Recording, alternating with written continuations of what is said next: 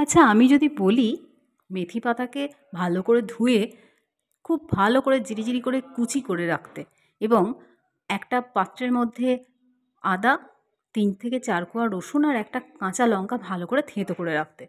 তারপর ময়দায় যথারীতি ময়ান, নুন, চিনি এবং হাতের মধ্যে পিষে নেওয়া একটু জোয়ান।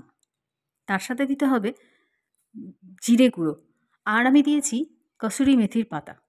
এরপর ভালো করে ওটাকে মেখে নিয়ে তার সঙ্গে অবশ্যই দিতে হবে আমাদের কুচিয়ে রাখা মেথি পাতাটা। এগুলোকে ভালো করে মেখে ঠেসে রুটির থেকে একটু বড় লেচি কেটে রুটির মতন করেই বেলে নিতে হবে। বেলে এপিঠ ওপিঠ সেঁকে অল্প তেল দিয়ে ভাজলেই তৈরি হয়ে যাবে শীতের একটা প্রিয় জলখাবার মেথির পরোটা। আমাদের বাড়িতেও খাওয়া হবে এবং ছেলেদের স্কুলের টিফিনেও দেয়া হবে। আপনাদের কেমন লাগলো? শীতের জলখাবারে কী আইটেম আপনারা করেন একটু কমেন্ট করে জানালে ভালো হয়। ও বলতে ভুলে গেছিলাম, এটার সঙ্গে দিতে হবে একটু দই। তাতে ময়দাটা মাখার সময় ভালো করে মাখলে পরোটাটা পরবর্তীকালে অনেকক্ষণ নরমও থাকে। Thanks for watching.